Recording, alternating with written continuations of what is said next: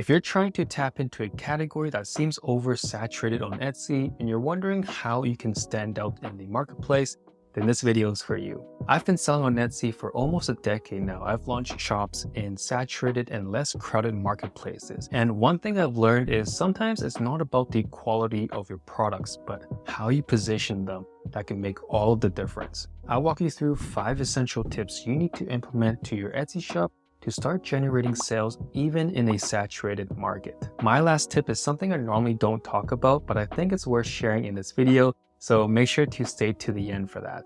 Let's get into it.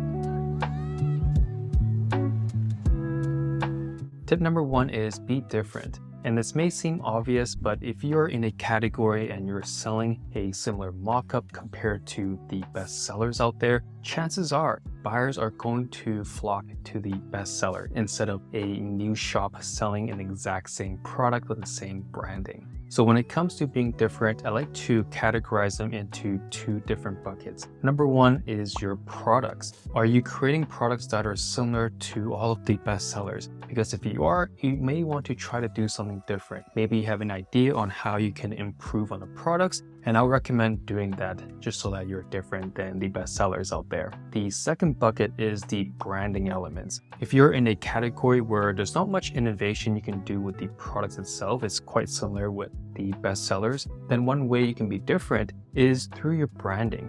You can target to a different demographic. Maybe the color palettes are different in your branding. So that's one way how you can create a same product, but you're delivering it in a different way. Tip number 2, unique perspective. Now that we know we want to be different than the competitors, now we want to make sure that we are memorable. We have a unique perspective and also a unique edge. There's a lot of different ways how you can do this. Like I mentioned earlier, through the branding, through different color palettes. Another way is how you storytell. How are you conveying yourself as a seller? What is your unique selling proposition? So we have a student in our program where she is a psychologist and she was able to convey that message through her shop, through her branding. And she was selling ADHD planners, and she wanted to explain how with her background, she's able to create a unique product in a space that may seem a bit more saturated now, and how she's able to gain success by leveraging her story and through that in her branding. So something to think about. If you are in a saturated category, how can you be unique? How can you have a different spin on an existing category? Another way to be different is your tone of voice. The way you are crafting your messages, and this is usually through copywriting, in your about page, in your announcement page, in your descriptions, right? So all these different things, how are you conveying that message differently than everyone else? If you're able to do something different, the buyers can see that and they'll remember that. They'll remember the way you communicate, the way you're presenting your brand. All these different things can play a huge role, especially if you're in a saturated category. Tip number 3 is become a specialist. When you are building a shop, you want to create a very cohesive shop with products that align with each other. You don't want to just create a wide range of different categories. And when you're able to build a specific set of listings for your initial shop, you will gain a lot of trust from buyers, because the buyers will be like, wow, this new seller really knows what they're talking about. They are only specialized in a specific type of products within the digital product space or physical product space. Whatever you're selling, you really want to make sure that the buyers know that, hey, you know what you're selling. You're not just trying to go for different hypes and just selling whatever you can. And I've seen this in many different cases where a new seller would sell a set of very specific items. Even though those items could be similar to a bestseller, the buyers will go for that new seller just because they are so honed in on that category,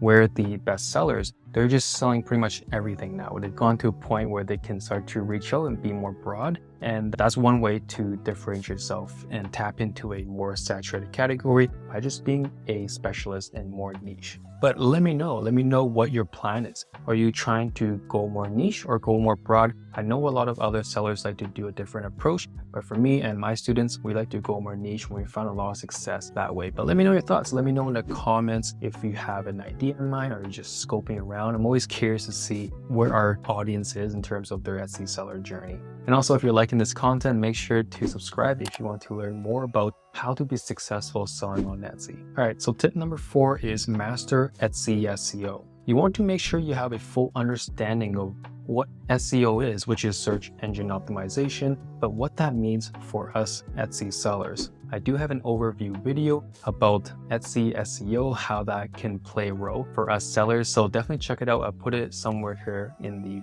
video. But one way to leverage SEO in a more saturated category is by being more niche. Again, I'm sure you're seeing a pattern on what I like to talk about is to be more specific and more niche in a category. And I believe that is the best way to stand out, especially for new sellers in a saturated category.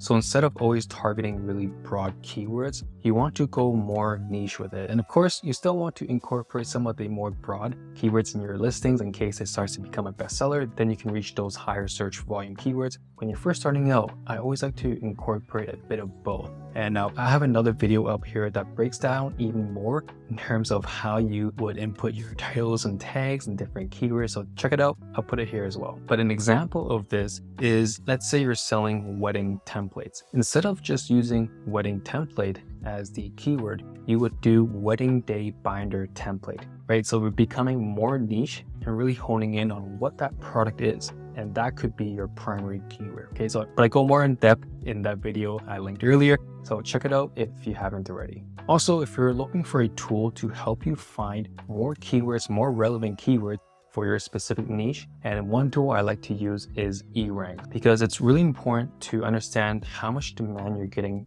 depending on what keywords you're using, and also how much competition there are. So highly recommend it. I've been using that tool for many years now, pretty much when I first started selling on Etsy almost 10 years ago. So definitely check it out. It's really important to have the right keywords in your listings so that you can get seen even in a saturated category. I have a link in my description if you want to check out eRank. Tip number 5 is avoid saturated markets. And I know that's what this video is about, how you can succeed even in a saturated marketplace. But honestly, if you can just avoid it to begin with, I would rather you do that. Because as I mentioned from the beginning of the video, I have opened up multiple different shops. Some were more saturated and some were less saturated. And honestly, it was a lot easier to tap into the categories that were less saturated. And I know a lot of people out there want to just create their own products, create their own listings in a category that they're really interested in. And a lot of times those categories will probably be more saturated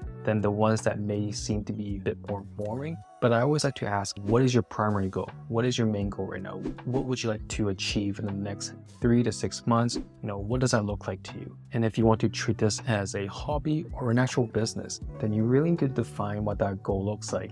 And usually when I talk about that with my students, they like to weigh out the pros and cons and realize, hey, you know what, at this point, I want to find a way just to make an extra $5,000, $10,000. And a lot of times it's just easier to go with an unsaturated categories, even though it may not seem to be as interesting and as fun as some of the more saturated categories. So something for you to think about.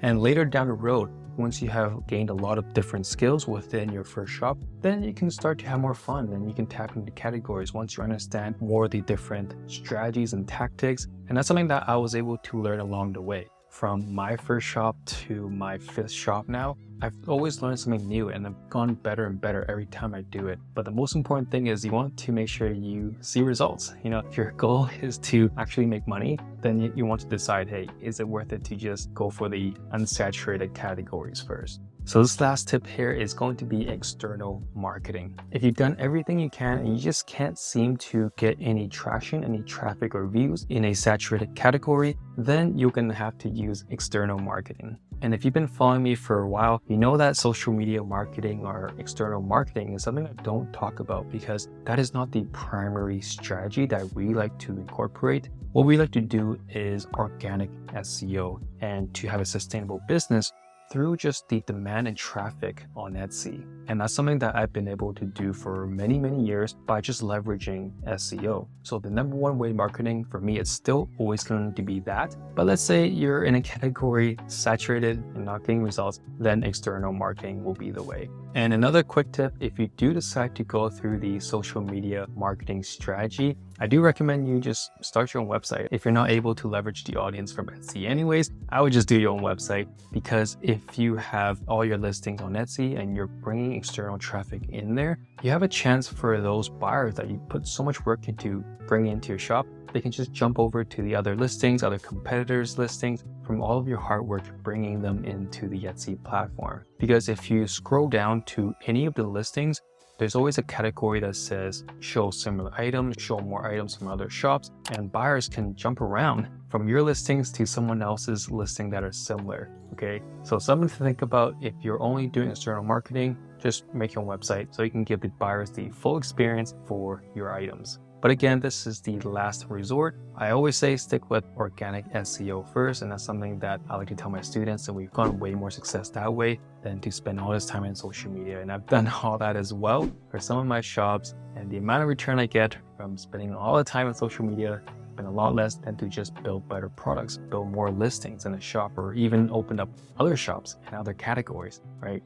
And that's it for this video. Hopefully you enjoyed it. If you haven't subscribed already, make sure to subscribe and hit that notification button just so that you get notified whenever I drop a new video. I try to do a video once a week, so stay tuned if you want to learn how you can succeed selling on Etsy. And check out our free masterclass. We have a free masterclass you can check out in the descriptions, where I walk you through my 4-phase Etsy framework, everything from the market research, the product creation, how to optimize a shop, and it's a good high-level view of how you would just go through the Etsy seller journey. So definitely check it out. Link in the description for the free masterclass. All right, so until then, I'll see you in the next video. Take care.